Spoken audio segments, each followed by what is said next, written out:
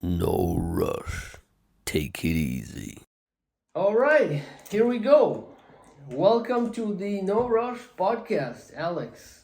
Hey, Um, for someone that to introduce you to the audience, you're an aspiring actor in the UK that punches his way through the tough walls of acting beginnings and is fully determined, as far as I know, to make it in the big leagues alongside the top men in this business that he admires himself, and me included. So, welcome to the show, brother. nice to see you, my brother. Nice to see you. Well, we've known each other since long time ago. I guess 2017. We met on a feature film set, I guess. yeah, it was a short film. Yeah. exactly. No, I think was feature film or short film? Short film. Was a short It was film. a short film. Yeah. I think what was the name? I Oh, forgot. damn. I forgot. It was like a long it. time ago. I totally forgot it. It was about 6 years ago, and it was summer 2017. Yeah, that was my first time really doing like some related to movie. Like. My one first, yeah, my one first as well. Really? Yeah, my one first as well. I just kind of got into it in the beginning of that summer 2017. I think June, July, and then went through some like auditions, I think, and that was one of my first ones. Yeah. Wow, for me as well. So yeah, I remember you wearing the black suit, right? Yeah, well, I had a black suit, black tie, and I don't remember exactly what role I had in that extra. I think we was in Office. the Yeah, office. Like, in that like kind of big bunker. It was a bunker. Oh right? yeah, it was a bunker in an office, and we were typing some kind of shit down there on old computers and all was that. Crazy. Yeah, It was crazy.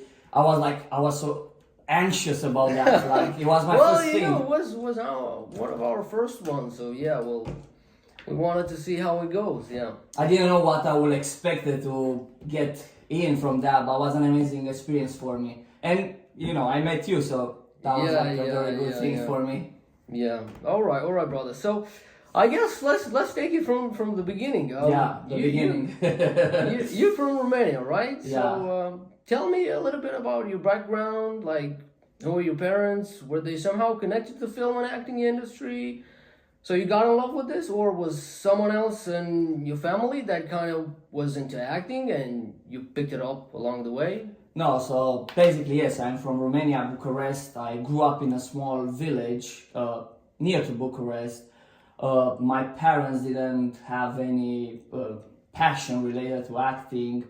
And I think, I developed this kind of sense and purpose for acting through a trauma when my parents divorced. All right. So basically that put me in a place where I need to become more creative in order to, deal with the suffering and the trauma. So that allowed me to really breathe. What about you? Well, myself, when I got into it, I don't remember exactly like why I decided to do it and how I got into it. I just remember one day I just woke up and I felt it like I just want to do it to try it because I kind of felt like I was good at it. I don't know why. It just probably is very like, I don't know, arrogant, I guess. Yeah, arrogance is good. Very arrogant, but I just felt like, I want to do it, and I know that I can do it, and I felt so confident about it, and I really like movie, to be honest. Movies into my young childhood was like, an escape. Yeah, it was an escape, like to escape, to feel like a different out from this reality. Obviously, you are dealing with some pain as well, right? Yeah. Because of your father, right? Yeah, well, same background for my family as well. My parents divorced when I was quite young, about little kid, 4 years old, and 4 years. Yeah. Mine like 12. Yeah. So a lot of pain in the background in your childhood can decide many things in the future, and then when you develop and maybe what you want to do, how you want to express yourself, Exactly. and stuff like that. So movies for me was some kind of escape, from the real life, from I guess emotional pain in your background, personal life, and It's for many people like that, I guess. Yeah, it was for me. So yeah, my mother was never, even when they divorced, my mother, and I have to start saying, when my parents divorced, we had it all. I mean, we are very, very, very rich, like houses, money. When she did a mistake, what she did, and they split, we lost everything. So basically, I was raised having everything, and at 12, losing everything. So, moving in a village where I didn't have any friends and anything to socialize. When you are like 12 years old, this is when you grow up as an adult. So, having to move in another city, like a village, was a small village, and being the outsider, people really, children, really, kids really bullying you, like, because you're an outsider. So I've been through so much pain when I was like a very young person, like a child, being bullied. I was like freaking afraid to go outside because I was beaten by others. Because, I really feel about myself, I was always a little bit kind of awkward, like a different kind of mindset. So yeah, that was like not a good development for me when I was a kid. What about you when you were a kid? Well, my childhood, I grew up in... Did you get bullied? Well, I guess like everyone at some point, like you get into that bullied background when some kids, maybe they're jealous that you're doing better at some other things that they're not good at. Yeah, when I was a little kid, I was quite good in school, with learning, and many other kids, they were jealous maybe because I don't know, didn't want to help them with lessons or something like that. And at some point, yeah, you get bullied for many other things, even not just for that, even for silly things. And yeah. Have you ever felt like it's something different about you compared with others, about your vision, about what you want in life? I guess probably more when I started like with acting. Yeah, because when I tried to pursue it more like seriously and like really engaged to it, I kind of knew that I'm good at it, and I want to do it, and that's what I want to do. That's great. Well, later on, my story, that I made another decision like based on my personal life, then I continue with it. But I know that if I will keep going along, I would just kind of was easy for me. I think it was easy for me just because I knew when I felt it, and I just knew what I'm good at it. I don't know. I mean, based in 8 months or 1 year, I think I done about 15 or 18 projects. And it's amazing. Tell us about your English. How did you learn English? Because your accent and you are like English is so amazing. Well, I don't know. I guess I just watched a lot. I watched like thousands and thousands of hours movies and YouTube. I started, I think, with was a video game. First one was like GTA 4, I think. So that was when I started to get into English because there was no translation, and I started like to like how it sounds and how it goes, and I kind of fell in love with English. Yeah, and then in school I didn't have good teachers.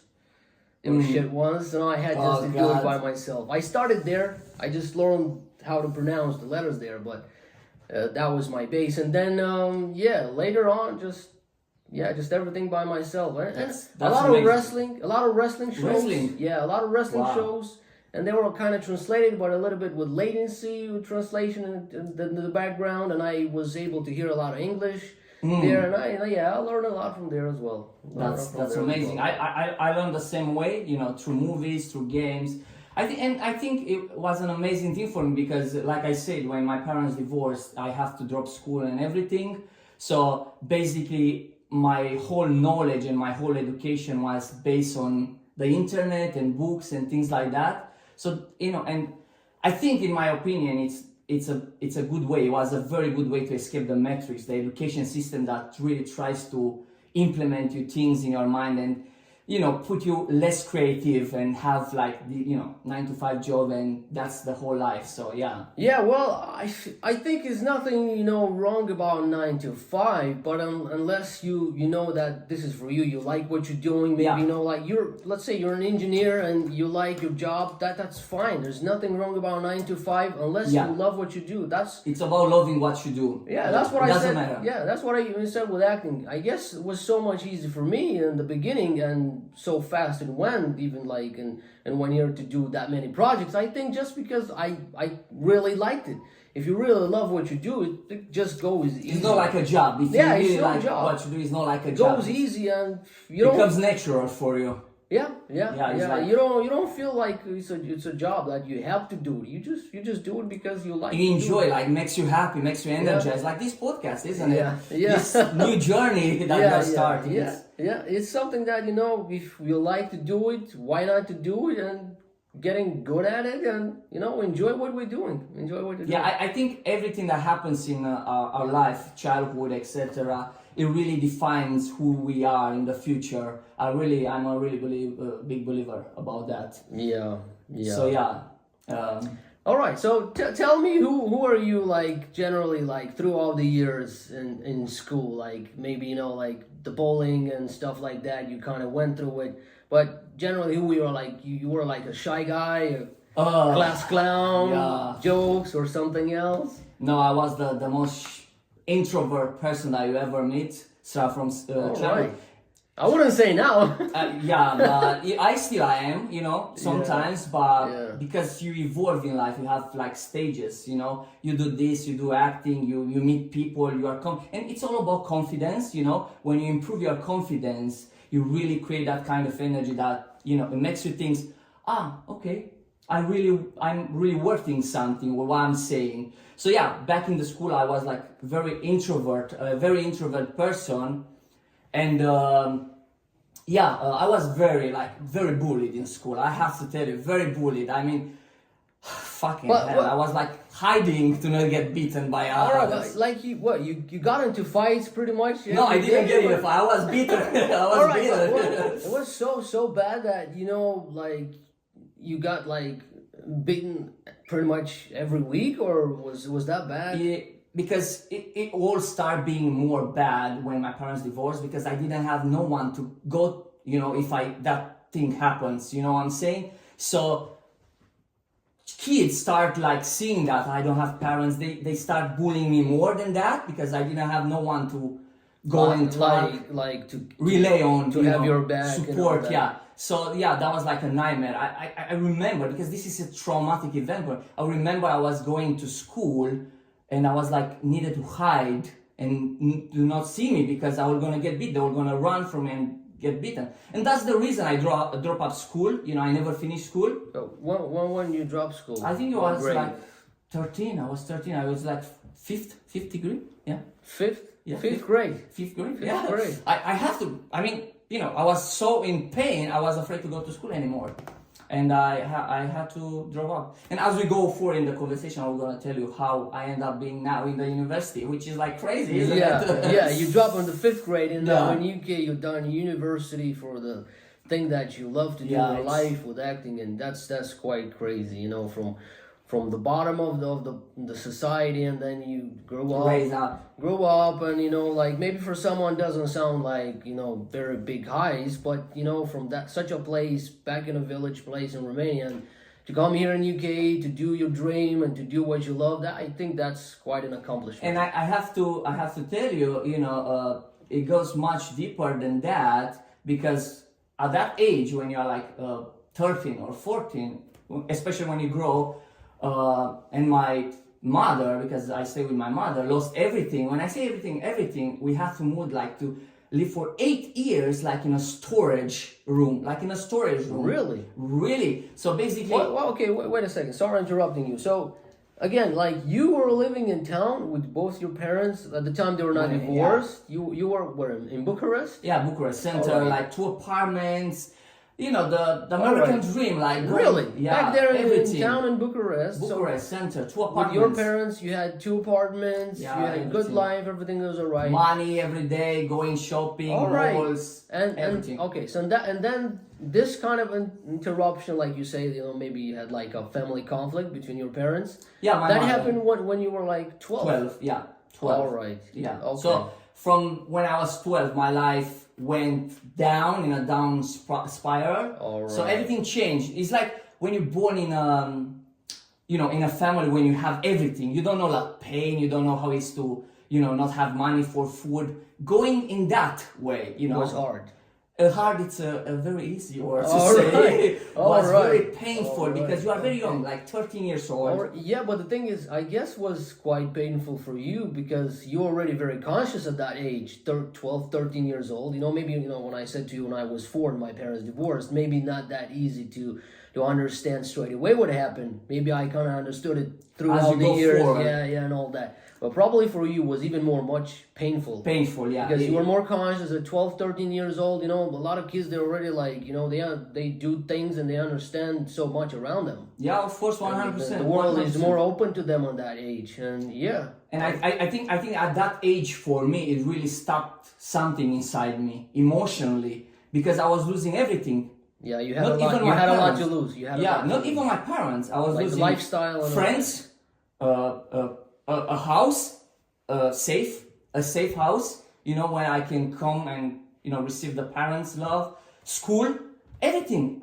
You name it. I was losing everything, every damn thing in that. And he's 12 years old. You're just a kid, man. You're just a kid. So when my mother lost, obviously he didn't lose that instantly. It took like 2-3 years to lose everything. I mean, when it comes to money. All right. So after like, I think 2 years, she lost everything. So we had to move in a village, like maybe 15 kilometers, 10 miles from Bucharest, where a friend of my mother helped us, you know, to stay there because we didn't have where to stay. We'll be homeless, no money, nothing. She lost all her businesses, all her savings, everything. And that friend of my mother was feeling sad about us and about our story and say, okay, you can use my apartment because I'm using for storage. So basically he was like unfinished apartment. Just think about like an apartment where there is no painting, no windows, nothing. Just it's like a raw apartment when you build something. Yeah. So, you know, he felt sad about us and let us to stay there, you know. So I think I was like 14 when that happened. God bless him, you know. Otherwise, we will end up on streets. And so yeah, that's where my story started. And just realized when I say raw apartment, you don't have like shower. I needed to, you know, this kind of tubs. Do you know this kind of tubs? Yeah. The metal ones. Exactly. I used to wash myself in this kind of tubs. So put hot water in this kind of tubs for like 7 years. For 7 years.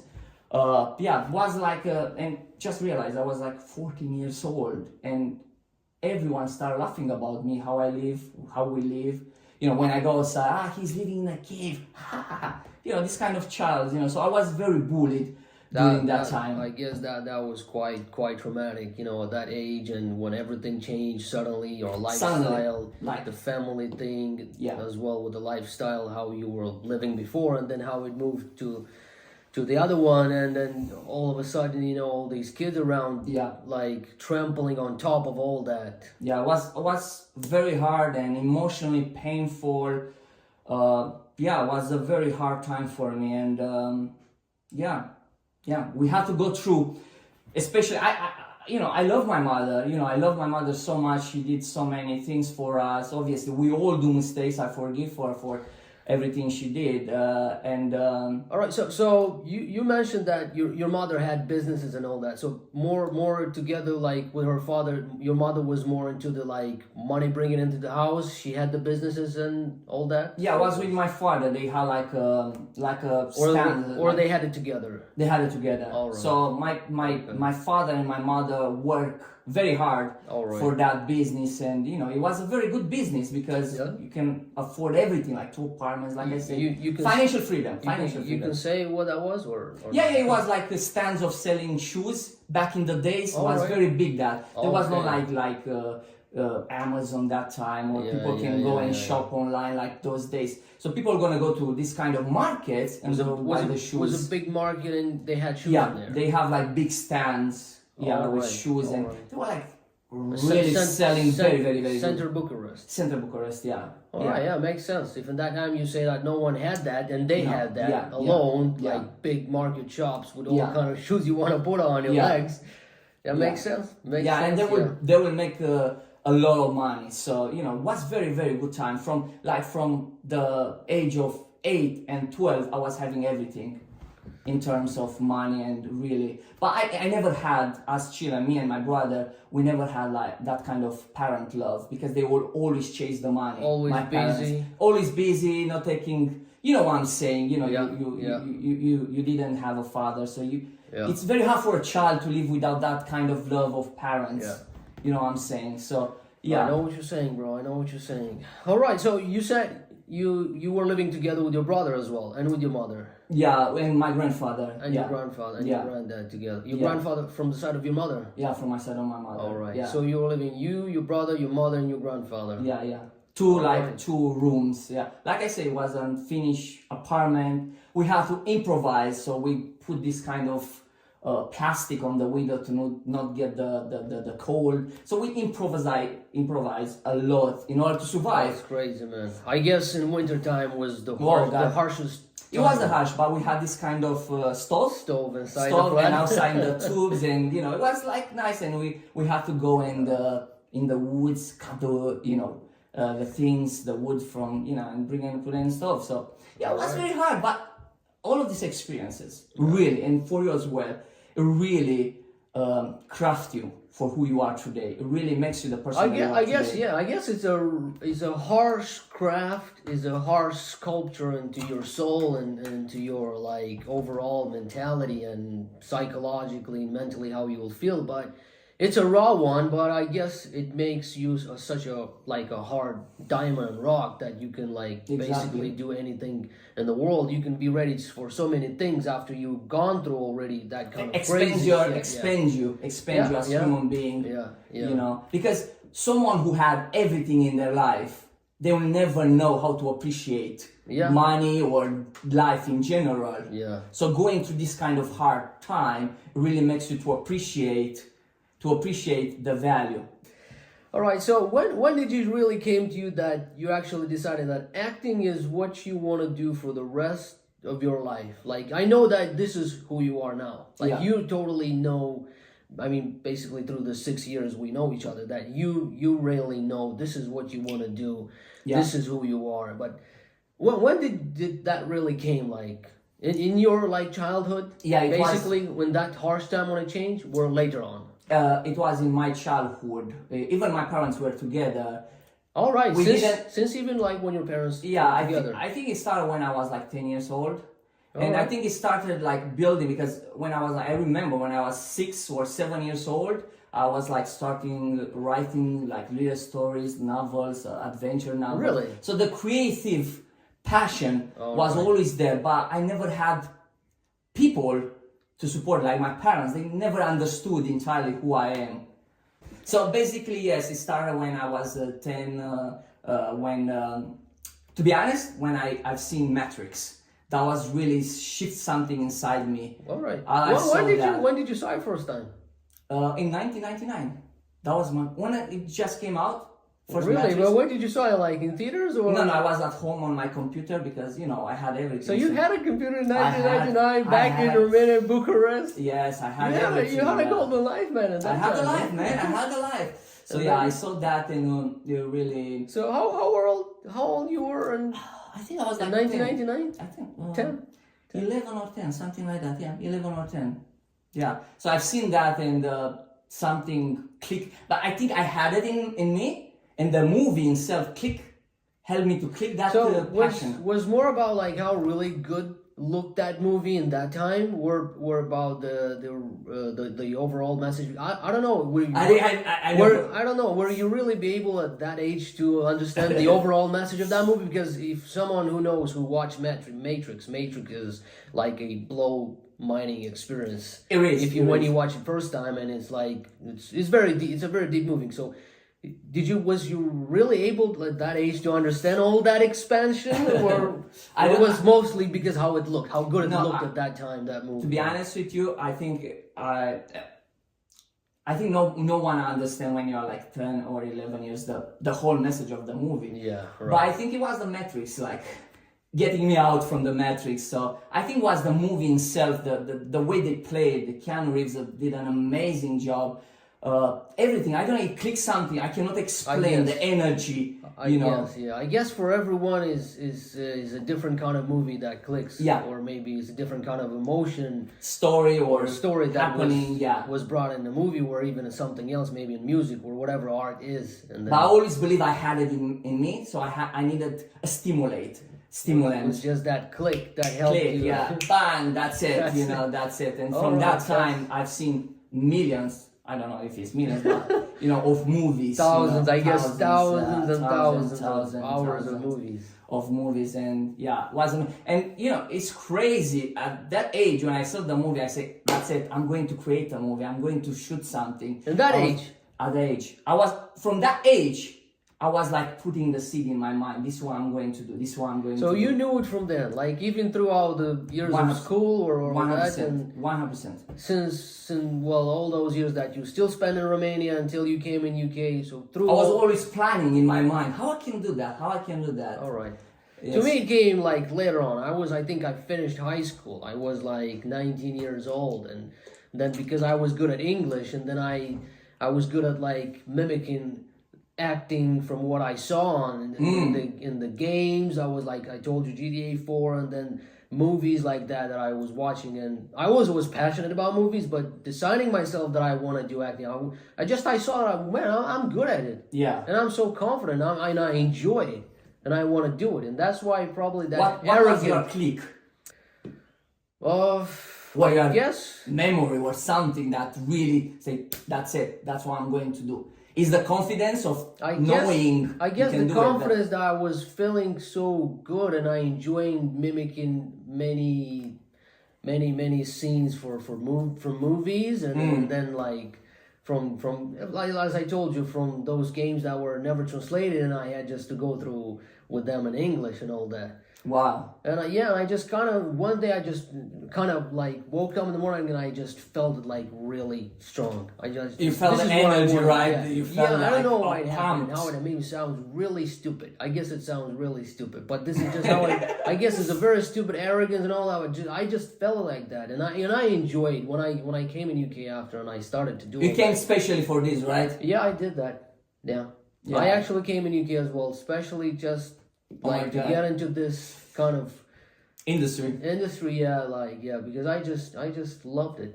I still love it, but as I said, maybe we'll go through on this podcast how I changed my mind and all that, and I came through another life decision, and I moved on. You never moved on. You just find ways to adapt yourself and do what you love. Probably, I guess. All right. So when did you first came in UK then? I came 2014. 2014. Yeah, 2014 August.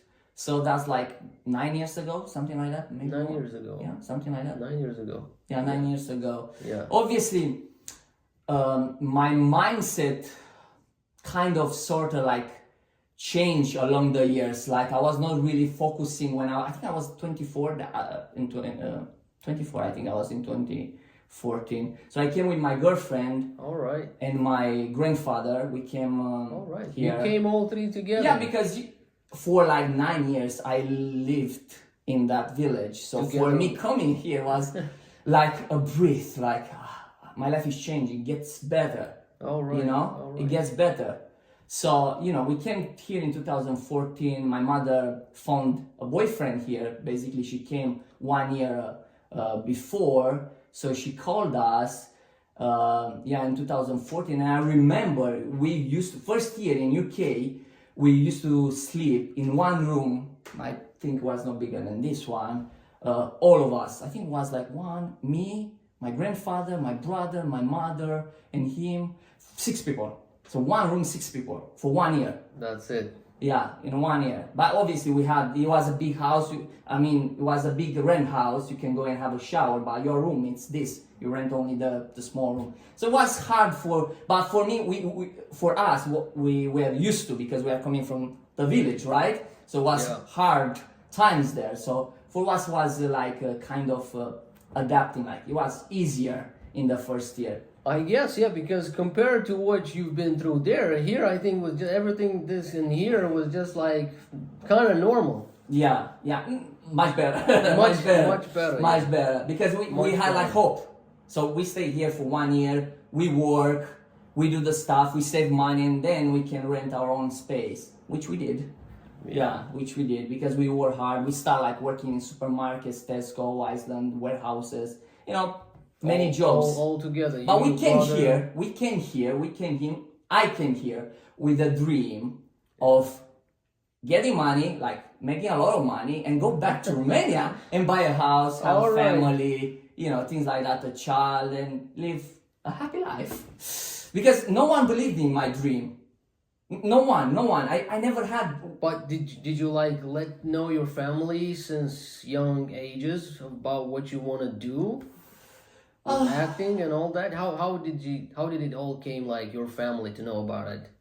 I think they start believing or seeing me as a true self when I start doing things for this in this particular thing, like acting. Yeah. They start seeing things. They start like, oh, okay, he's acting. But I think they don't understand this. They are not like so creative people. They are like this kind of working class people. Well, yeah, I mean, if they're not with the same mindset and the same like passion, I guess they'll be just, I guess, a little bit harder to understand. Even not totally, because I guess as your family, I don't know if they are supportive of your dream and how much. Yeah, my mother, yes, she always, even if she didn't understand, she was always supportive. Like, you can do, you will do, you'll do. My brother, a little bit less, kind of like, saying it's too big for you and things like that. But I understand him. He's coming from that kind of mindset, that you need to, like, they have something special. All of these actors, they have something special. You cannot be like them. Why not, man? Why not? All of them big names and actors, they started somewhere. And I think most of the actors, good ones, and when they make it on the top floor of that industry, all of them, they've been through so much struggle emotionally, mentally. I think that's what they make them better. In childhood and throughout their years, and struggling to make it in the first years, 100%. Maybe even first decades of trying to get through that crust. It took them a lot of time of acting industry. So like I don't think you need like extraordinary, like out of this world. I think out of this world, to be special to be able to make it. Everyone is special in my view. Yeah, everyone is special. Because, if you tap in that kind of special thing that you have. Yeah, everyone is in his own way. So. Everyone has something special to offer to the world. I'm a big believer of that. But people refuse to do that because they are afraid, or they've been like programmed by society to not believe in that. So yeah, maybe that's one of the thing with my brother, because he never tapped in his special thing that he has inside. Yeah, and he was like very hard for him to see someone else is doing what they love. And sometimes you feel like, sad because of that, and just try to put people like the same level you are, which is kind of sad, I think. Don't you think? yeah, it is, but all this programming society, I don't think overall it's the worst thing. I think everything is for a purpose. Everything. I think even if it's done like that, is programmed, it's done so you yourself individually, you have to wake up from it if you feel that you need to and you want to do something else in life. Because if it wouldn't been that, at least you have that social life. At least you can have that job, even if you don't wake up to it, to your passion. Yeah. At least there is something in the background where you can do, where you can grow in something else. Yeah. So all that still supports the society, and just I think you have to wake up to your call, whatever is your call. Yeah, and I want to mention this. I want to say about this. Everyone wakes up in their own time. So, for some people it will take longer, and some people, like me, I was very fortunate that I know what I want to do with my life from when I was 10 years old. So, yeah, some people may never find out. And that's for me hearing that. It's kind of sad when you die with so many regrets, because at the end of the day, we have only one life, right? And we have to live that life to make us happy first, in order to make others happy. Yeah. I guess the trick is you need to find your passion and what you really like to do, and 100%. find what you enjoy. It doesn't matter what that'll be. You want to do like skiing, you want to do basketball, anything makes you happy. Anything makes you happy. You want to play guitar, cooking, you want to cook. Yeah, exactly. Yeah, you want to be a chef into a restaurant. Doesn't matter. Best security guard. Yeah. Anything. You want to be the best security guard out there, like to be top #1, to build your security company. Doesn't matter, I think. Exactly. As long as it makes you happy. It doesn't have to be acting, musician. Doesn't need to be as long as it makes you happy. And you need to be very careful. Never chase the money when you do your passion. It's for your passion. Yeah. Just think about like you will do that for free. You will do that for free if it's the case. So that's the real happiness. That the really value that we're gonna bring to the world when you do it with an open heart. Yeah, because I think when you do it from passion, at some point, if you're passionate and good people at are gonna feel that. People are gonna feel that, and then eventually you're gonna get the money. Yeah. But if you are willing to do it with no money, that means you are so passionate about it, and if you're passionate about it, you will get good at it automatically, faster and better, and that's what will make you successful. To be willing to do it with no money. Yeah, and in the end, all the money can come to you because you become so good at it, because of the passion and so on. Yeah, of course, and you never put limits, like time limits. Like if I don't make this in 1 year, I'm gonna give up. That's not your passion. You have to stick with it, because even if you say that and you give up, it will always be inside you.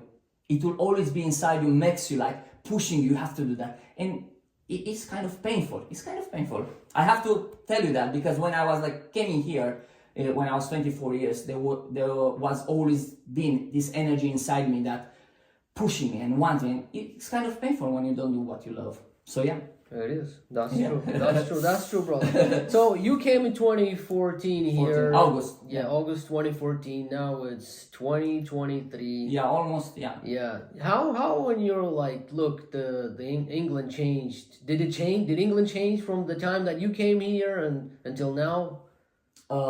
I think it changed for everyone when you evolve in life, because when you come first time in any country, I think, in my opinion, you see it with different eyes than after 10 years. It changed a lot. In the first time when I came in 2014, for me was like kind of scary place, like a different kind of culture, people. It was the English as well, because I will not know that much English. I learned the English along the way. So yeah, in the beginning was a kind of scary thing, and we have to understand.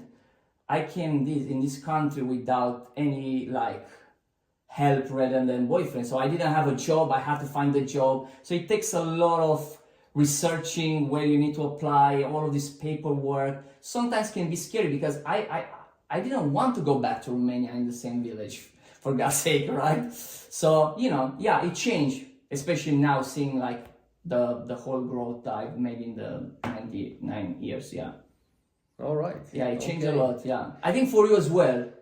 It does. I think at this moment, the world changes so fast, and you sometimes you can't even like notice so many things. That are like progress so quick, especially technology and all that. Oh God, yeah.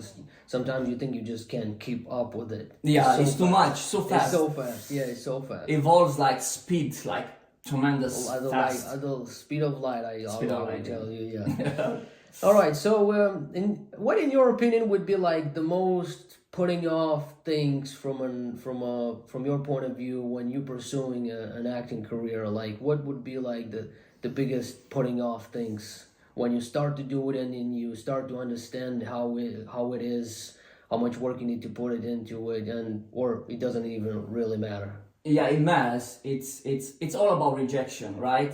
It's about Right. yeah, it's all about rejection because if you pursue this kind of business acting, right? It's a lot of rejections, and they all say that. I mean, if you look on YouTube, all the actors say you have to persevere because there will be a lot of failures. People some people are gonna like to work with you, some people are gonna think about you are like not that good. So you have to keep going, you have to keep pushing, and yeah, in my opinion, I think it's rejection in this business, and people who you know, so yeah, there's a lot of like in this business, if you don't know people, it's very hard to break through. So yeah, for me was like knowing some people. It's like knowing you, knowing other people like Julian. You know, we talk about Julian. Yeah. So this kind of people really help me to really boost my confidence, get into the business, make some connection, seeing how it's in the business inside.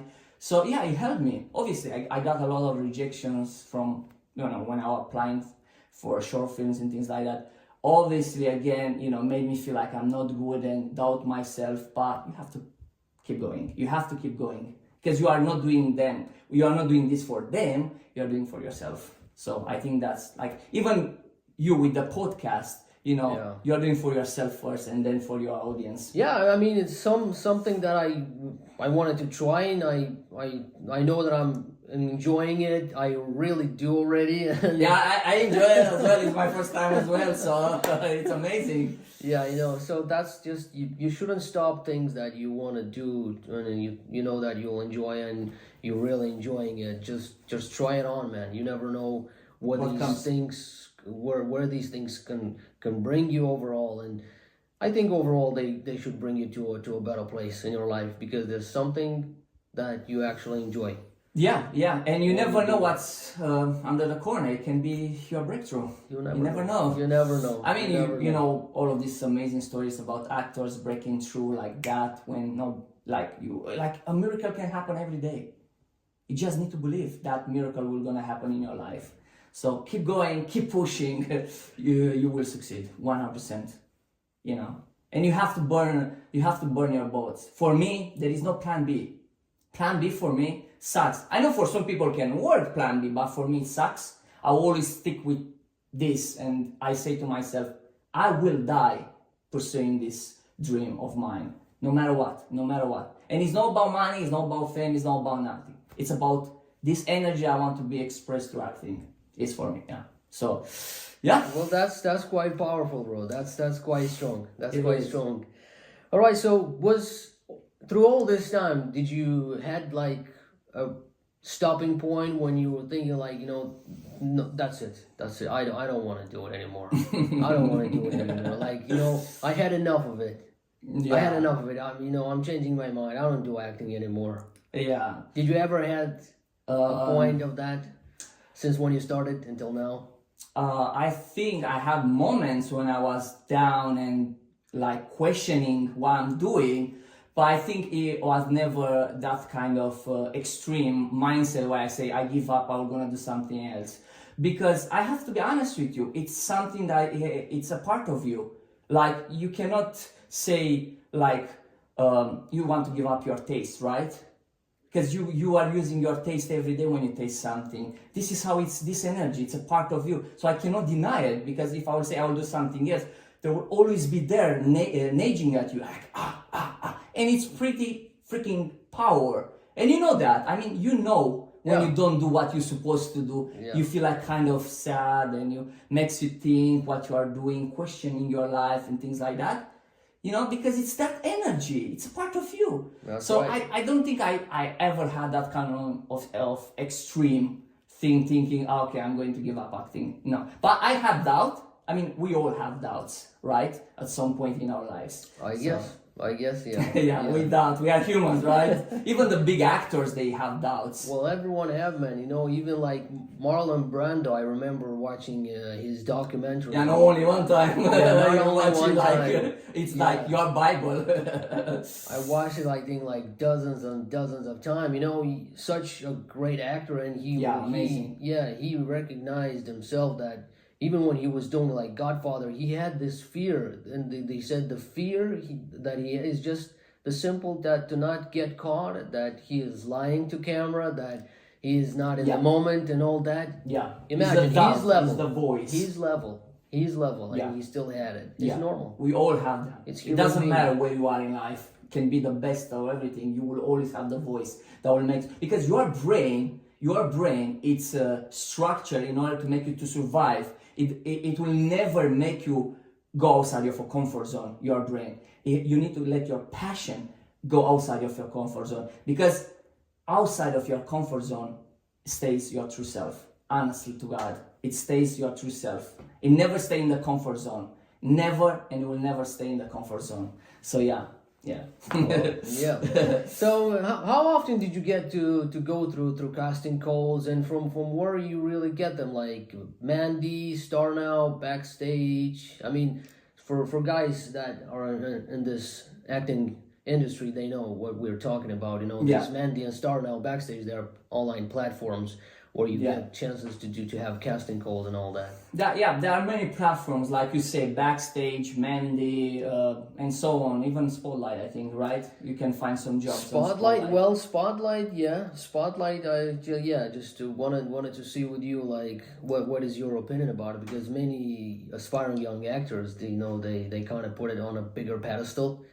As a platform that for casting calls and all that. What is your opinion about it? I think to start from your first question, I will say I used to use this kind of platforms that you say, Mandy. Mandy. Yeah, exactly, for my acting jobs, until I realized it will not, help me that much as I want as an actor to grow, especially when you start, And yes, Spotlight, it's a very important platform, because if you apply, you're gonna be like seen from the agents like a professional actor. All right. So you're gonna get an agent. If you don't have Spotlight, it's very hard to get an agent. This is what I heard. It's very hard to get an agent. So it's better for the actors that's starting to get their Spotlight accreditation, in my opinion, in order to get an agent, so they have more chances to get auditioning for roles, because it's easier to get to do audition for a role if you have an agent, because your agent will gonna give you good jobs rather than going Mandy and what's the other one, Backstage are more like for student films. It's very rare. They will very rare cast starting actor in the beginning if it's a big production. Because they will think about you. He's in the beginning and he doesn't have a Spotlight account. They will not take you, even an agent. You have to get an agent. This is my take. You have to get an agent. Even if you have an agent, it's not for sure. So the whole business is like. All right. So like, how would be an advice for the other young aspiring actors that they start to get into this, like.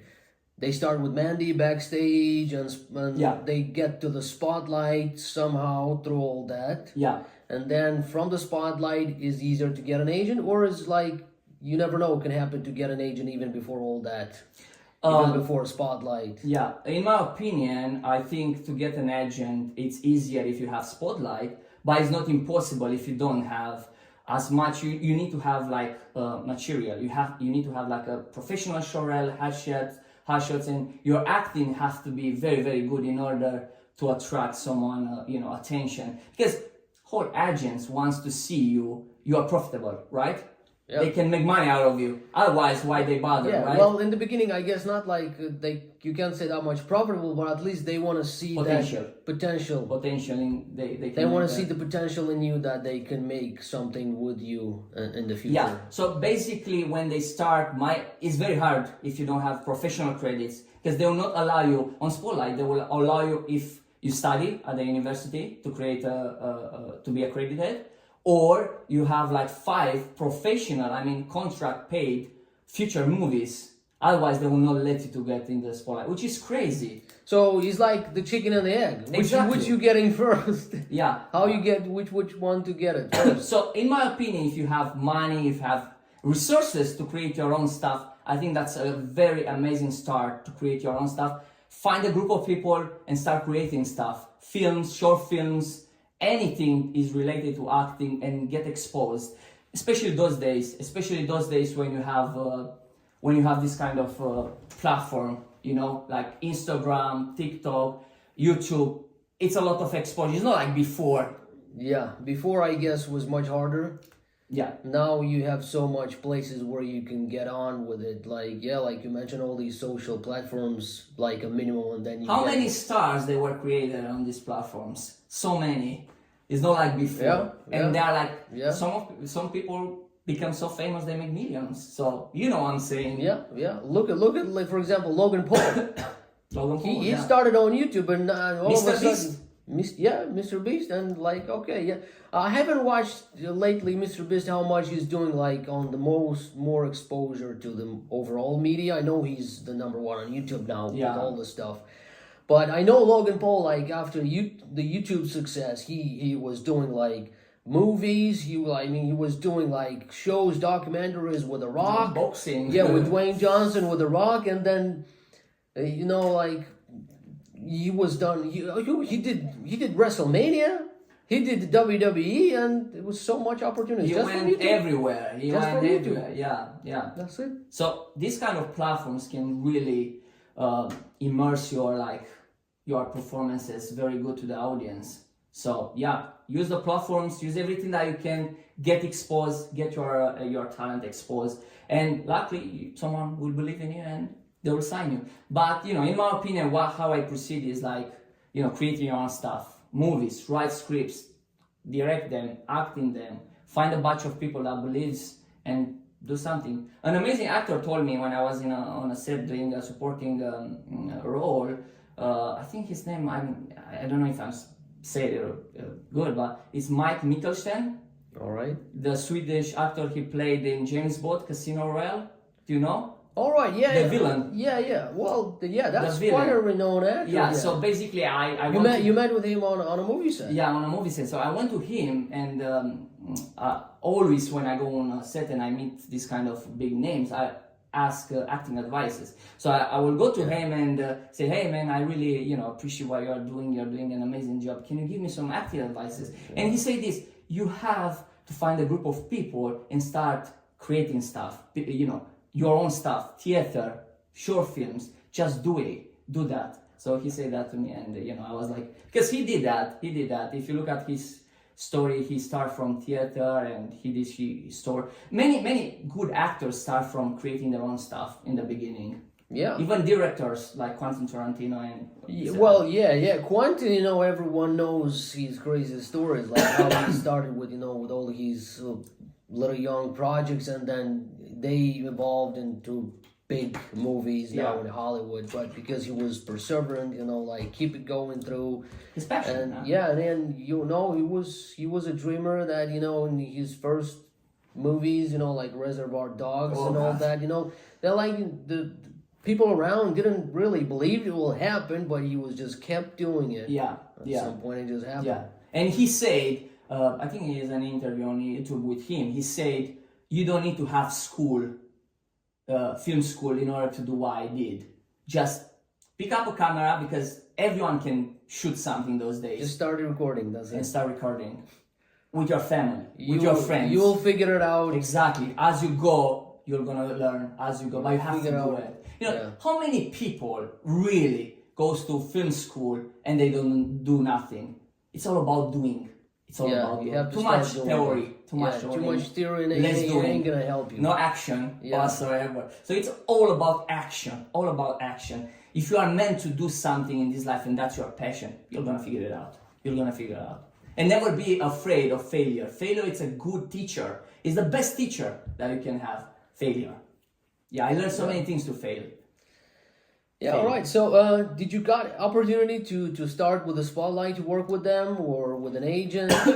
At the moment, I tried, before I started university, I tried to apply to Spotlight, Yeah. but they reject me because I don't have the credits and whatsoever. So- and he told me, come back after you finish the first year in university, so you can have your... All right. So I guess the university could help you easier Exactly. and faster to Yeah. to get on that Yeah, platform. yeah. By the way, this week you just finished 1 year Yeah, university 1 year, acting. yeah. So, was so amazing. how it was all that experience for 1 year pretty well. Yeah, you know, I really say to people that are watching this and they want to pursue acting to go and take courses, you know, get mentoring, because it's not about what you learn, because you can learn so many things from YouTube as well. It's about the environment and the connection what you build in this kind of classes environment. It really can be a very good boost confidence for you. Can really boost your confidence tremendously. And you gain so much. You gain friendship with people, confidence up to sky. You know, you get the feeling like how it's to act like big stage theater. It's an amazing place where you can start develop the craft much better. Because in my opinion, if you really do an amazing job in theater, film is just a piece of cake.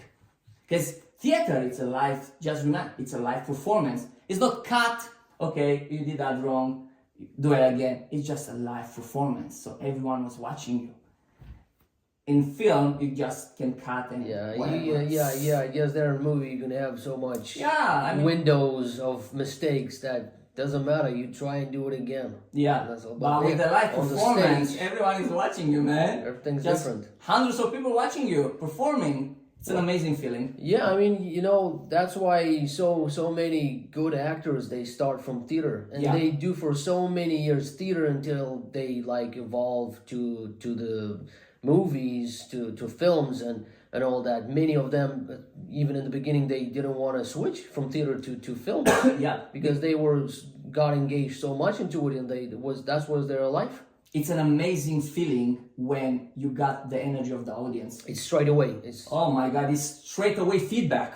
Yeah. It's not like a movie, you do a movie, it's 1 year after that. You wait 5 years until you get the whatever feedback. it is, right? With theater, it's an amazing, everyone is, you know the feeling. If it's good, and then oh bullied my if it's God, not it's good. Yeah. throwing me through roses and accolades you. Oh my God, amazing. It makes you feel like, oh my God, I did something amazing. By the way, have you ever performed any theater pieces? No, I never done it. Oh God. And I never really liked it. I don't know. I was just always into film. I swear to God, I was having the same mindset like you. I will always want to do movies, but when I was like exposed to theater, it really changed me inside, and my perspective really expanded. I love movies, but doing theater and then doing movies, it makes it so easy for movies doing it. 100%. You can craft your craft in the theater. It becomes much easier when you shoot a movie. Yeah, honestly, you should do theater. You should do some pieces, because I think in the area in Luton you have like theater communities that can enroll and do plays, with the community. So you should. I promise you, it will be an amazing experience for you. Even if you do it once, you're gonna have the feeling. Honest to God, I'm not joking with you. Yeah. I don't know. I'll see, because as you know, I don't do any more like movie and acting, and I don't pursue that anymore. I kind of switched into other direction and all that. I know, but just imagine, bringing your son and your wife, not now because your son is so little, to a piece when you perform like that. It will be amazing. It will be so fulfilling. Maybe I'll try something on a weekend in the future. I'll see. I'll see about it. Yeah, that's good. All right. So I know that you used, that before, maybe even now, or still even now, you use these platforms for the extras, for the big productions, Hollywood productions. Okay, not Hollywood productions, but the productions that are like from Hollywood and filming here in the UK. Yeah, they always came here. Yeah, I know. They came in here because there's so much easier here for the tax and all that. Yeah, it's cheaper with the tax. So they actually are. Yeah, I'm not wrong. They actually are Hollywood productions which are filming here in the UK. Yeah, many Pinewood Studios. Yeah, they do. They do so much there in Pinewood, you know. Yeah. So I know that you've been before. I don't know if you're now still with this big platform of casting for big production movies, and I know that you met quite a few Yeah. big Very- names over there. You Yeah. met Harrison Ford, Yeah. Joaquin Phoenix, I believe, Tom Cruise. Yeah. Tom Cruise. Yeah. How they are like off camera, these people. Exactly like me and you. They are exactly. That's it. Yeah. And There's I no difference. no difference. When I had this kind of illusion in my mind, there will like be this kind of gods, and I think many people has that because you've seen them on television so good, and they are doing an amazing job on making you believe they are really doing, the film, they are the character. But trust me, and God is my witness, when you see them in reality, it's just like me and you. It's nothing different. The only difference is they are doing what they love, and that makes them special. That makes them special. And yeah, I've been very fortunate to be around this kind of people, and it helped me tremendously mentally and boosts my confidence as well. Thinking, okay, it was wrong how I was thinking. I can be like them or much better than them. So, because as you start as an actor, you look up at these people, right? This kind of amazing actor like Joaquin Phoenix, I grew up with Tom Cruise, Mission Impossible. Yeah. Top Gun, and Harrison Ford, Star Wars. Oh my God! Meeting Harrison Ford on Indiana Jones set was an amazing mix of feelings for me. Like I felt so pumped when I went to him and just shake his hand and say I really appreciate what he did for me in my childhood. It really helped me to escape my trauma. My trauma. He helped me through Star Wars, Indiana Jones. I've seen Indiana Jones many times. Amazing.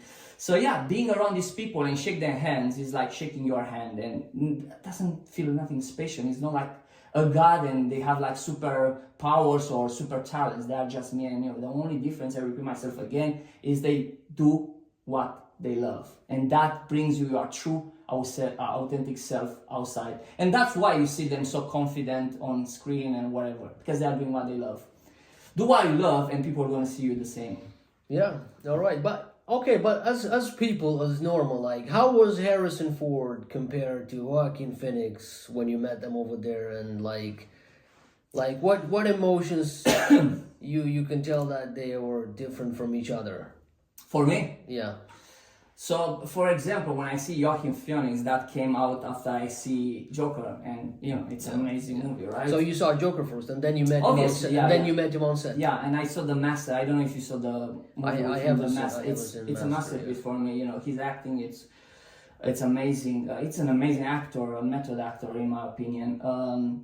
So basically, meeting Joaquin Phoenix was like. Like how he reacted when you just came along and you want to shake hands and to say I'm your fan, biggest fan, all that, and I just Exactly. want to. How he reacted compared to Harrison Ford. You make me feel fun, laughing because he laughed. He reacted to me like the same way he played Joker, like very quiet and nice to meet you.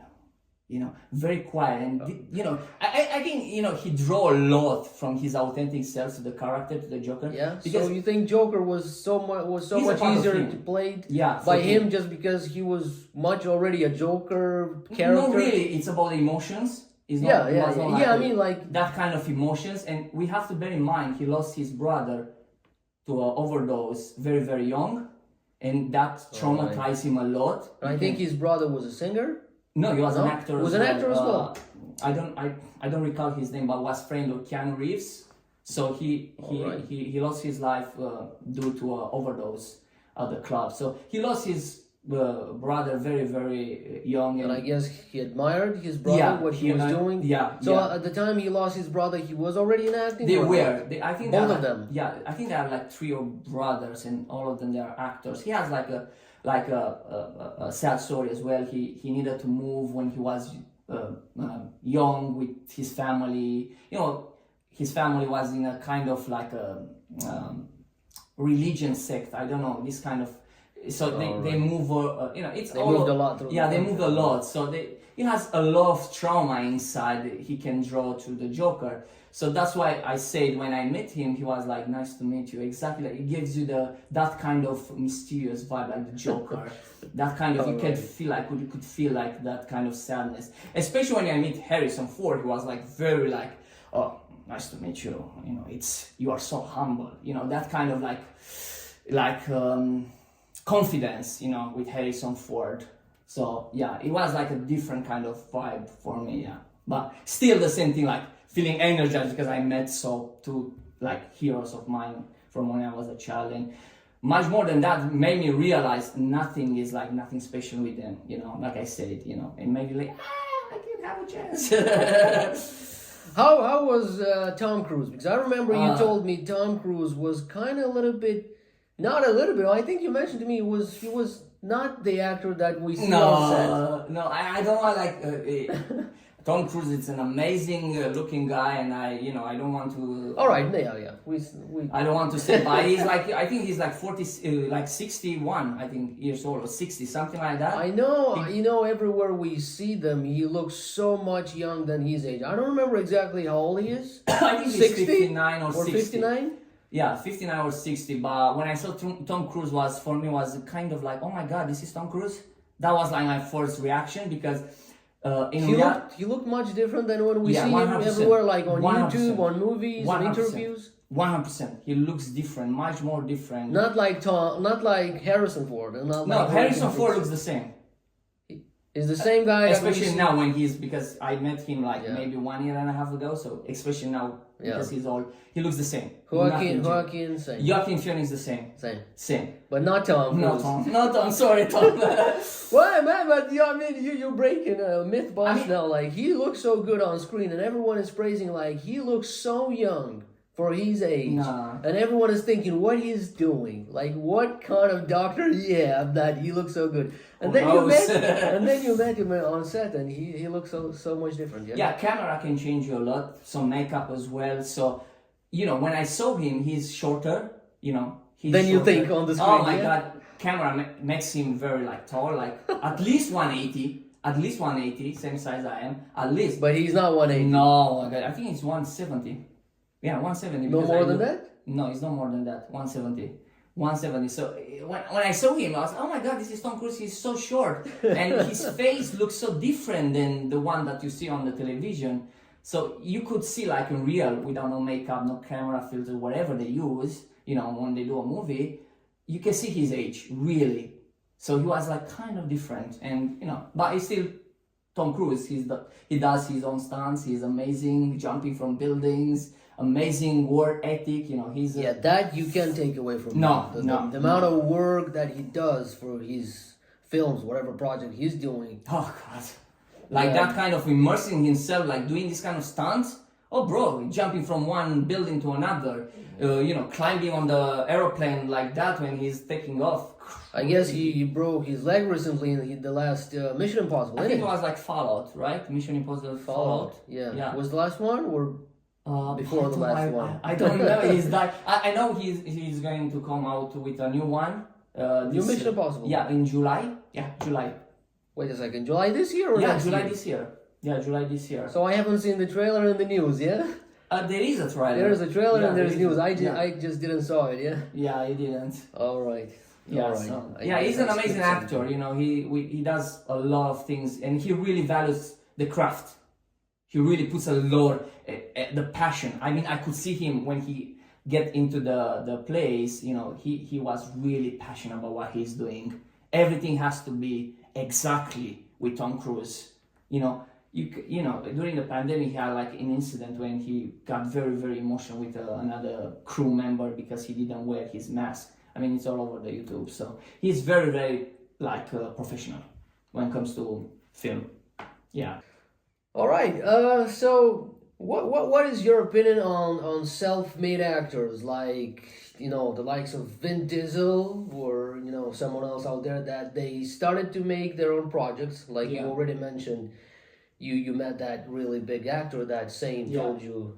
I remember Vin Diesel got noticed by Spielberg, I think. Yeah. I think it's in Private Ryan, Saving Private Ryan. It was his breakout through role because he was noticed by Steven Spielberg because he did his own movie. A feature film. Yeah. Amazing story. And was noticed on a festival or a movie. Yeah, in a festival. So basically, what he did, he worked I don't remember for 1 year. He worked something for 1 year, saved all his money, and invested in his own feature film. With that film, he put it in a festival, and he was sold by Steven Spielberg. The movie was, and he basically Steven Spielberg created a special character in Saving Private Ryan for him, exactly for him. Vin Diesel, just Yeah. because he saw his movie on a Potential. film festival. Yeah, and he saw potential in him. He liked what he done. Yeah, And he just wrote after his script was finished.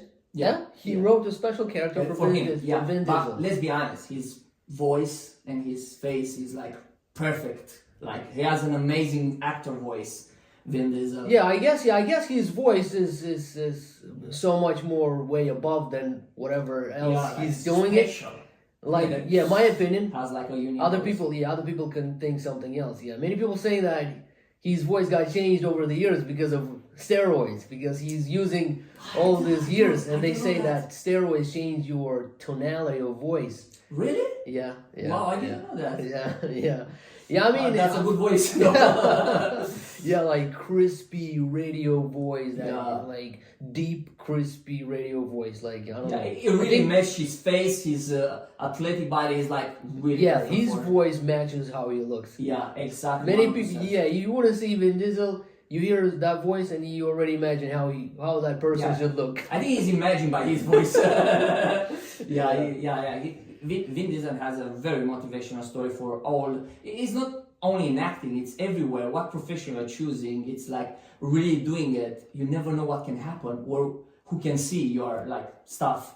That's like what I'm saying, you have to do your things and let it out. Because if you keep it for yourself or you don't do them, who can see them, right? Yeah. So Vin Diesel is an amazing story, motivation story for all people that wants to pursue something in their life. Yeah, man. I know you've done some of your own projects. Yeah. Because otherwise, like you mentioned, is not that easy to break through and all that. Yeah. Do you have any other current projects that you work on and you're gonna bring soon? Yeah, I work on 2 short films. All right. They're gonna come this summer, which I'm very proud. A dream of mine coming true to create my own stuff, like to that kind of scale where I was gonna have a crew and people are gonna get involved. So wait for that. That's cool, man. That's cool. Yeah. That's cool. Yeah. We have to see that. Yeah, 100%. So, what do you think, like, generally, we already, like, went through this kind of themes for, like, enacting struggles and all that, but what do you think, like, for an aspiring actor, what would be the biggest, the biggest struggle that can really put you off and, like, stopping for what you're doing? Is it the financial stuff? The financial freedom. It is a part of it, right? It is a part of it, because if you don't have money to pay your bills, you're street, right? What you eat, right? You need to find a second job or at least a part-time job that can, fill your, gaps. You have to pay bills, rent. You know how it's UK. UK, it's kind of expensive, right? Yeah. So, for me, doing deliveries, like part-time deliveries, food deliveries, it really helps me. It's very flexible to do the things that I'm passionate about. So yeah, I think money it's a big thing in order when you start. And look at it in Los Angeles. Everyone is a waitress, right? Working in restaurants or doing 2 jobs in order to pay the bills and pursue their career. And it's hard. It's a tough business. It's a very tough business. It's definitely not easy. Many people, they say, like he's one of the toughest one, because for some actors, like, I think Anthony Hopkins. Yeah. He done, I think, decades until, like, he was noticed and he got the biggest, his role breakthrough was I forgot the name of it, that movie, like, with the Silence of the Lambs. The Silence of the Lambs, and like he was grinding his years through. Yeah. Until he got it. Yeah. And that was his breakthrough, like on Hollywood. I mean, he have so many iconic roles that even today, like. An amazing actor, yeah. I think even today, like there's some movies that he's irreplaceable. You have a role and you don't see any other actor. I mean, for me, I think about him, Anthony Hopkins, I think was the HBO, that crazy TV show. Which one? Whoa. Just got out of my mind. And I had it. And I had it just on the back of my mind. What's about? Westworld. Westworld. Westworld, I yeah. didn't see that. It's good. It's really good. Okay. It's What really is close made? to the Matrix kind of message, you know, about like virtual reality and like a game into a game, and everything Wow. is like is not real, is an illusion, and everything maybe is in our mind. Wow. How did I miss that? Okay. But it's really good, and Anthony Hopkins had a role there. I just couldn't see any other actor. Yeah. I couldn't see. I mean, he was so good integrated there. Yeah, but He was so himself. Yeah, exactly. But some actors are born to play some roles. I'm gonna give you an example. Yeah. Iron Man, Robert Downey Jr. Yeah. I don't know. Can you see someone else playing that? I don't. Or Wolverine? Wolverine, yeah, Hugh Jackman. You don't. I don't know. I mean, some people are just born for some Yeah. like parts, and Yeah. maybe Some- that's for yeah, Anthony Hopkins. Yeah. That part, yeah. Yeah. So all right. I missed to ask you about your top 5 favorite actors. Okay, it's yeah. Oh God. Is it gonna be a hard one? Because you have much more than that, or is it hard to put someone number 1, number 2, number 3, and 4? Okay, I'm going to try. You're gonna try as well. All right. I don't think I'm going to put a 1, 2, 3, 4, but I'm going to give you. I think. Okay, just put them in top 5 Yeah, altogether. top 5. I think all together, like the best. You don't want to include no one else there, but they are the top 5. Yeah, for me. Overall for you. For me. All right. Okay, it's Robert De Niro, Robert De Niro, Al Pacino, Al Pacino, Danny Day-Lewis, Marlon Brandon, and Hugh Jackman. Yeah, are for me. Hugh Jackman. Yeah, I love. I mean, he really marked my childhood with Wolverine, and then he made some very dramatic roles as well. Yeah, I love his emotional range. He's in my opinion, he's a singer. He's a dancer. I mean, he has a lot I know he done this musical film. yeah, what was the Greatest Showman. Yeah. Yeah, I haven't seen it, but I heard amazing. he done a You should- musical. Yeah, you should. Which a musical is what, like, is a film integrated like with music in there, like you need to sing, is basically like an opera, or what is Yeah, that? basically it's a movie and they have a lot of singing. So Alright. basically they tell the story through singing. So it's like that kind of thing. But it's an amazing motivational movie if you want to see it. Yeah. What about you? Tell me. I'm very curious. Well, I guess first of all, I guess Marlon Brando.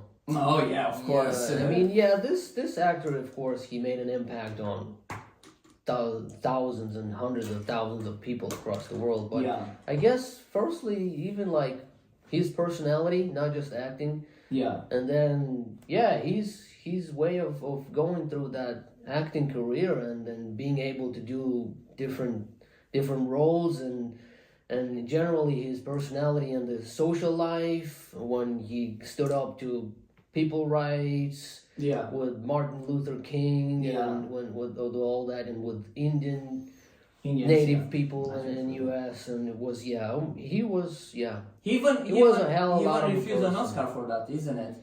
he won I the remember. Oscar. The Godfather. Oscar he got for The Godfather. Yeah, Yeah. the second one. Yeah. First one the was first for one. the first one. I think was for the On the Waterfront. Yeah, and on I the think waterfront he when he was refused- really young. Yeah. But he refused the The second Godfather Oscar for one. The Godfather. Yeah. Yeah, he gave it to a Native American.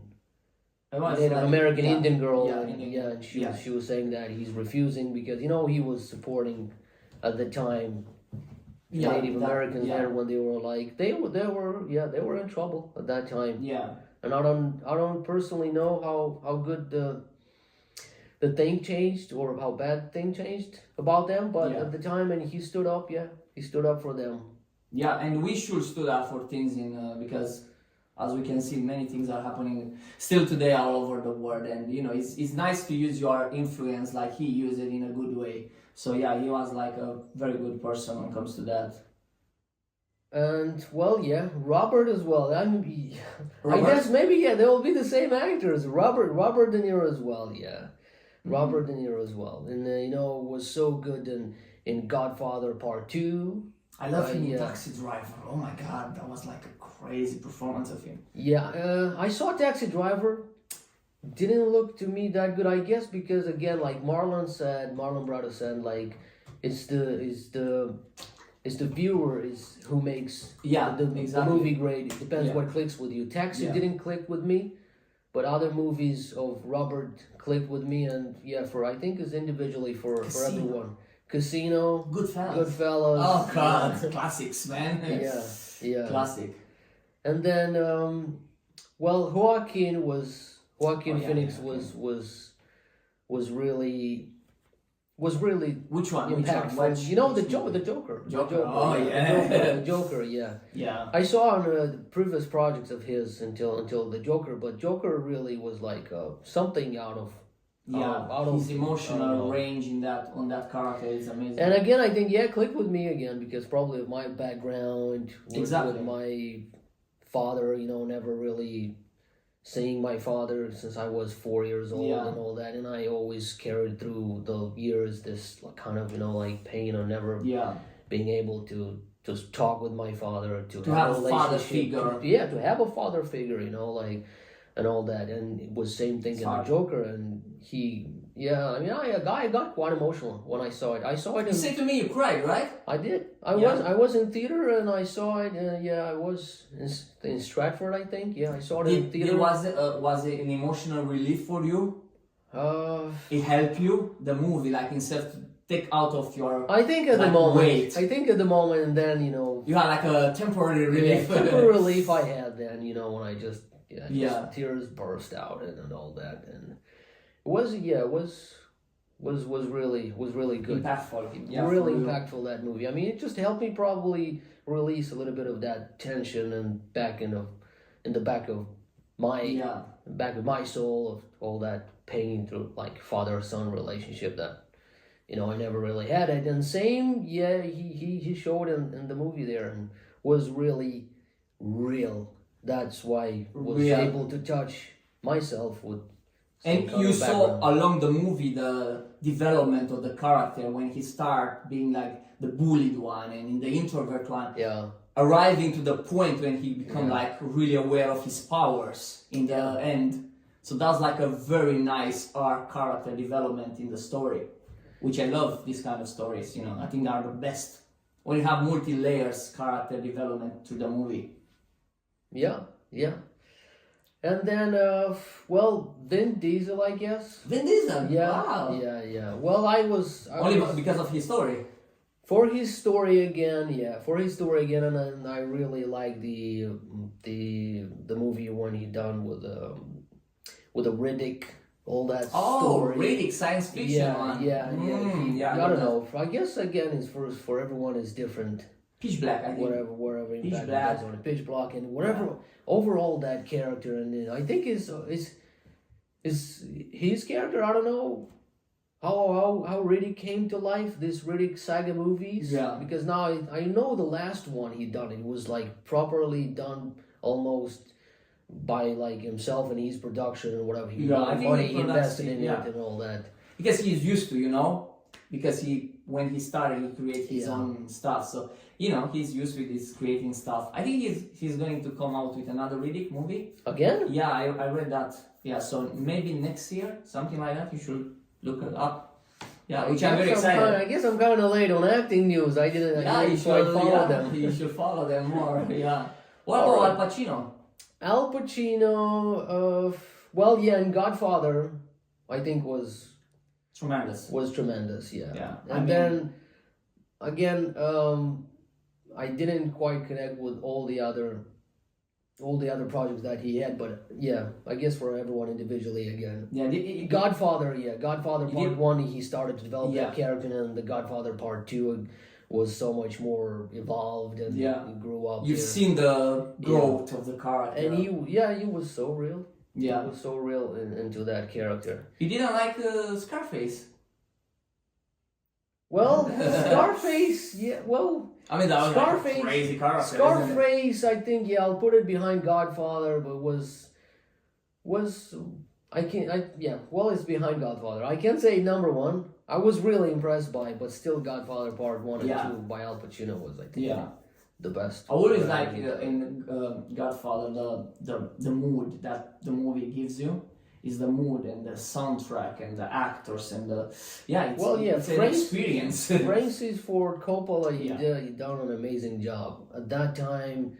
That movie showing the lifestyle of those people, like Nobody did it before, or not that. I don't know. To that kind of I level didn't and that really good. saw other movies like filmed previously to Godfather and all that, and was tough to do it because in that time in U.S. like mafia wars was around. Mafia organizations. They were like Italiano. they were like having wars on the street left and right, and even there was this story about Godfather that it was a big mafia guy, head guy. He said to Francis Ford Coppola never to mention the mafia word in the movie, so he could have done whatever he wanted to do to emphasize the mafia life of Italian guys, but never actually to mention the name mafia because they were having troubles with Congress and with people getting put into jail because of that lifestyle, because of that lifestyle they're doing on the streets. The That free those lifestyle. guys. Yeah, amazing. Well, what about the top 5 movies? I asked you about actors, but about top 5 movies will be for you in this category. Oh God, yeah. Again, it's hard. It's hard. Again, it's hard. There are so many. I think, in my opinion, I love Shawshank Redemption. Yeah, I saw that one. For me, it's an amazing movie. Very inspirational, well done, acted well. Soundtrack, the whole story really takes you in a journey of. So it was because of acting and overall with the message of the movie And the story. and the story. Yeah, and the soundtrack. It's everything. It has like the whole package. That's my first choice, and I can go Godfather. Scarface. I love Scarface. Well, Scarface is iconic. Yeah, it is. Wolverine for me was like when I was a child. He's seeing this kind of story like Marvel. Yeah. So what about you? Well, for me, I think was The best. best. I don't know. Overall, like for message and how deep and really like mind blowing was Revolver by Guy Ritchie. Oh, Revolver. Yeah. I remember you told me to watch that movie, and I watched it. It is like a mind blowing movie. It is quite deep. It's about the overall understanding about your like ego and like why you were born into this world and how you evolve and the lessons that you need to learn and like.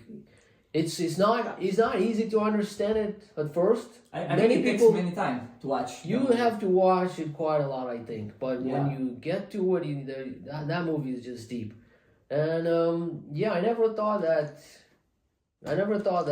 could be done so easy by Jason Statham. Because Jason Statham always was portrayed it like action guy, but he was he was so good there. Yeah, maybe he was so good in the character that he became the character for the part. Yeah, they have a relationship, Guy Ritchie and Jason Statham, because even from his first movies, the Guy Ritchie done with Jason Statham was that Gone Barrels and how was it called? That one in 2001 they done a movie together as well.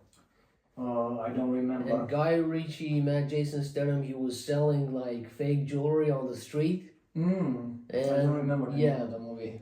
Yeah. So that was an iconic movie by Guy Ritchie done it back in the days, and then they work out together with many other projects. So Guy they were Ritchie like, and Jason Statham. Yeah. Like a team.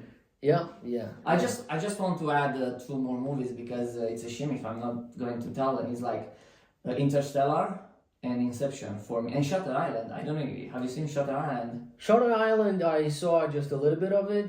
You don't like it? No, I just kind of missed to watch it until the end. I just saw a little bit of it. And I don't know what like kind of busy things I got entangled into it, and I never saw it until the end. But I heard, it's mine. I love it. I always see that like many times. I've seen Shutter Island. Shutter Island. I heard about what is the overall message there, and but I never saw it. Yeah. Interstellar, is quite deep. Oh my God, Matthew McConaughey, the whole movie, like how they shot that, and amazing. Yeah. Have you seen Inception? Yeah, I saw Inception. Was as well very deep. Yeah. I guess nothing compared to Matrix.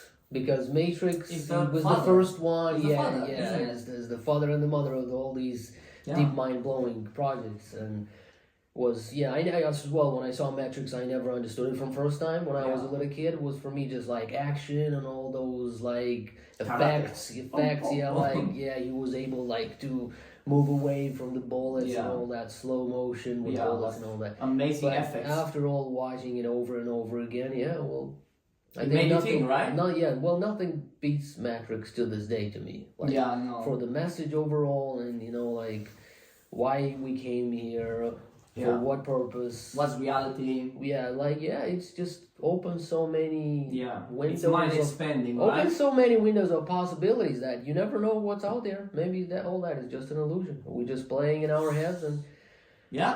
You never the know. reality is not this, and we are somewhere else, and this is just our Connected to this imagination. matrix, and And we are everything playing is these just a characters, avatars, and and yeah. everything is just a machine world. Yeah. Same with Avatar, with James yeah. Cameron. I Have you think. seen the last one? You say Not yet. Not yet. Not yet. Oh my god, I've seen that. Yeah, it's good. Better than the first one. For Better than the first one. you cannot like compare apples with oranges. It's the same. Both very good. Yeah. Very good. And I think there will be 5 of them. So they will like I heard that he was still in production. he had in production both of them. These ones, new ones. This one that came out, Yeah. and already he filmed alongside the third movie. Yeah. Is that right? Yeah, I So think just they will need to finish like editing into. Yeah, to- I think they were gonna be released next year. Yeah. Yeah. Yeah, The I third think movie. so. I'm not sure. You should look up, but I think because And then they're he shooting, planned already 5 movies. Yeah, 5 of them. And then, well, for how like crazy looking was, I think Titanic. When I was little kid, yeah, when I was little kid as well, like it just was mind blowing for like how good it looked, in that age, like when it was filmed and when it was filmed, I think it was Titanic. 19 something, 98, 97. I don't remember. 1997, or I think it's before or after the Matrix. I think it's way before Matrix. Yeah, so Way before Matrix, and how good it looked, it was like out of this world, like Yeah. to be able to. who directed that? show It's that. yeah. Well, it's James Cameron. James Cameron, He's right? Cameron, man. What do you- He's the what do you Avatar guy. expect? He's the Avatar What do you guy. expect? It's James Cameron. Yeah. Yeah, what do you expect? Yeah. Yeah. Well, yeah. Do you generally like where the movie industry is going now overall, where you think the classics will never be able to beat the present time movie industry and where it goes overall? I think I really believe we evolve a lot in the movie industry, but on the other hand, we evolve as well compared with the classics. So I really feel there is a kind of commercialism, if I can say that. Like they want to make movies to look like that, only to make money of it. Like Marvel movies, that there is no story and acting rather than creating this kind of Marvel heroes. And yeah, I think the movie industry went to a very slippery path when it comes to creating good, authentic movies. And everything is kind of repeating, as you can see, to make money. Don't you think the same? Yeah, well, that's quite sad because when you compare the classic overall baggage Yeah. of all this hundreds and thousands of movies, and overall, you would expect like everything to go better and better year by year because you have so much more good technology to do it. I don't know. Probably, I guess at the moment it's just James Cameron going through all that. Yeah. Keep continuing the all that like vibe of amazing projects that Yeah. you do, and I think you're not just about the money and to sell the crazy visual effects. Yeah, Because he'd have that. He brought the Titanic with crazy visuals, Yeah. crazy visuals, and then all the other his projects, and then Avatar at the time he came out as well.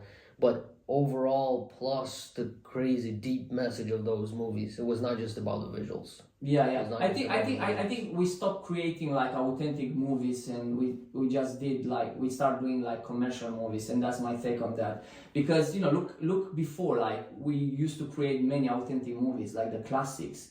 Those days you are not seeing that many anymore because the industry is so focused on the money making. Yeah, so that's the reason, in my opinion. Yeah. It's too much like I'd rather give like quantity than quality. Yeah, so it's kind of sad. I But hope hopefully, overall is changing to a better perspective. Yeah, I think so. Yeah, hopefully, and with maybe a new actors wave that is coming now recently, the industry will change in better. Hopefully, yeah. All right, what are your thoughts on the Chat GDP and AI Oh, God. being able to write scripts for movies and everything? I mean, being able to give you answer for any kind of question, and then there are some AIs that are able to draw like pictures in a matter of seconds just by a little description you give to them.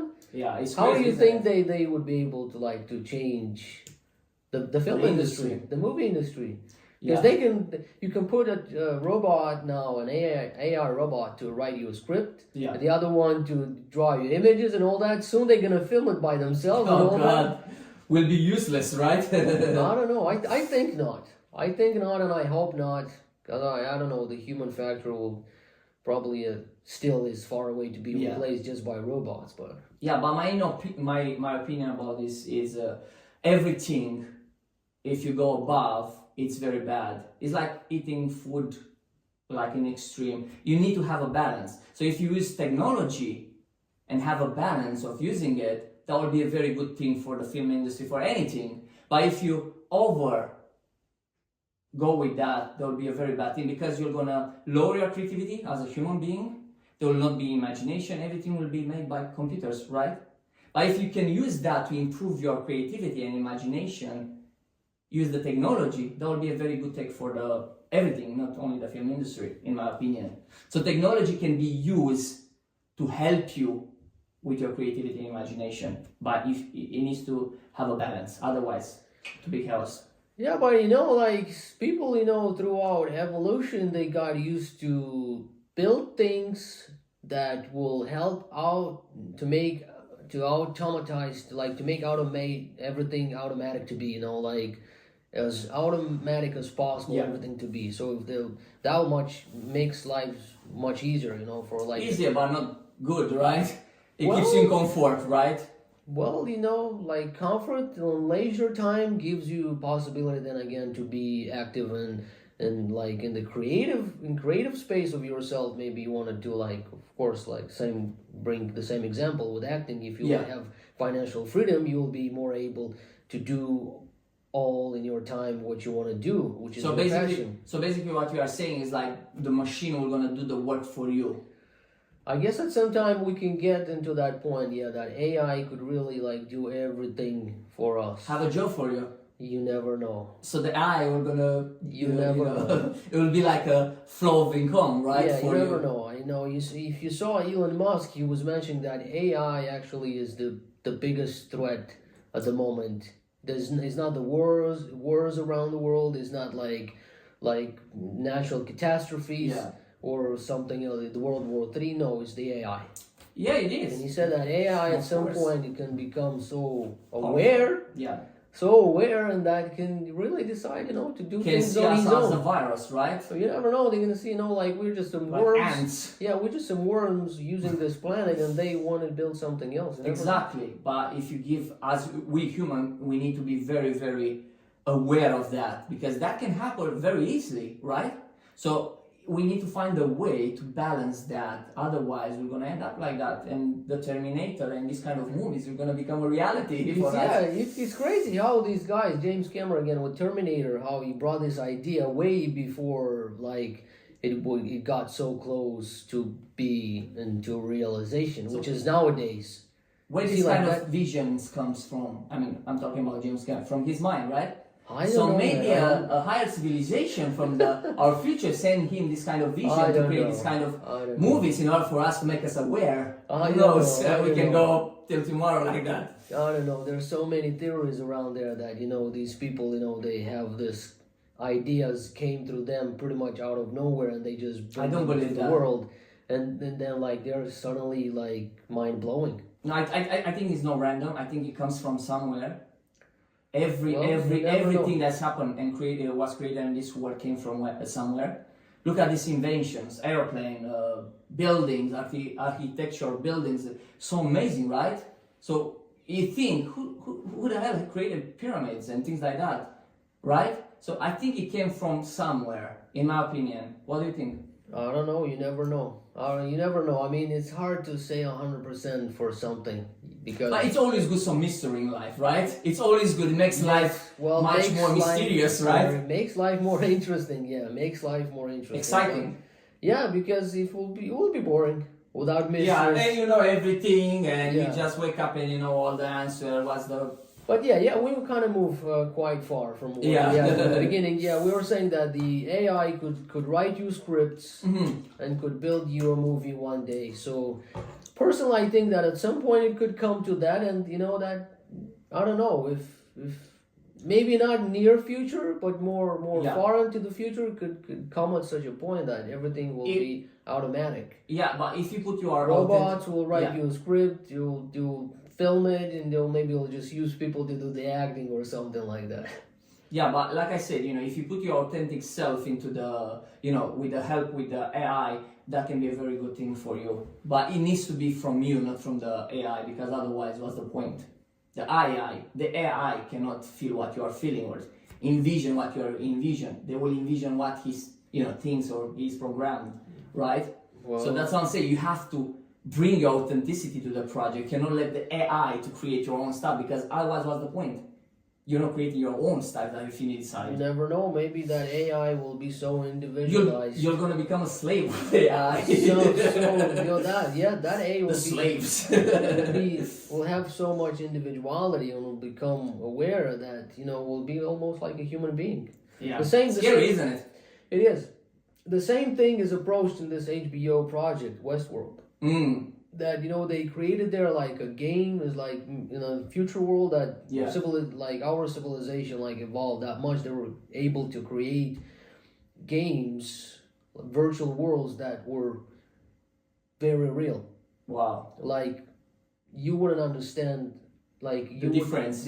Like I guess I didn't watch until the end, all the seasons, but as I understood is like somehow you real people get into that world built is like a world built with a doom above it and all that, and there's these over there are these robots build robots like you don't understand. They're robots, they're just real human beings, and they somehow they put just a little bit of grain into their conscious and brain. I don't know, it's wrong probably to say conscious, but something just like basics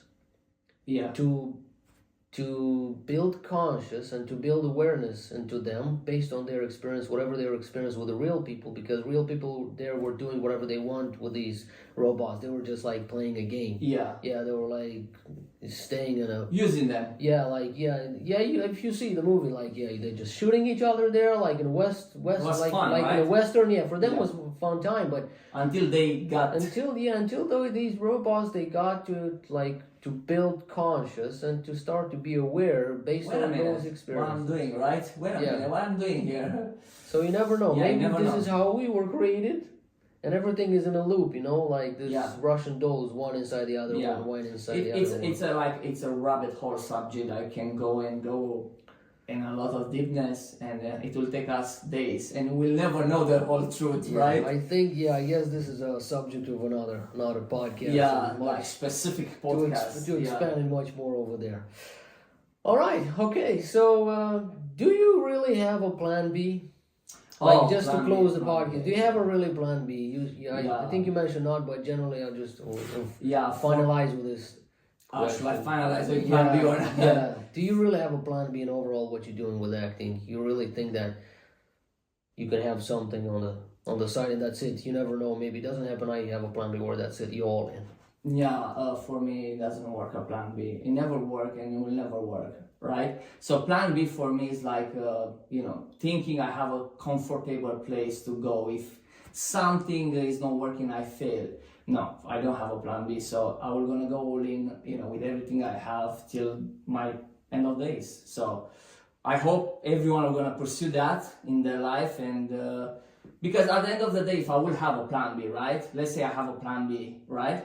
Yeah. And I will fail and fail and fail until one day I realize I'm not going to do this Because I have the plan B. because I have the plan B, and I'm going to do the plan B, and then I will gonna be on my bed dead, and I will think about, oh, okay, but if I could do that, then the pain, it will be unbearable. The regrets, it will be unbearable. At least if I'm gonna die trying what I love the most, I will not have regrets. And that's for me, it's a peaceful death and a fulfilled life. So yeah, that's my answer for that question. No plan B for me. No plan B. Yeah. Well, that's very very on the point. Very on the point, man. Because yeah, if you would have a plan B, you will like think, okay, I can switch to it, you know.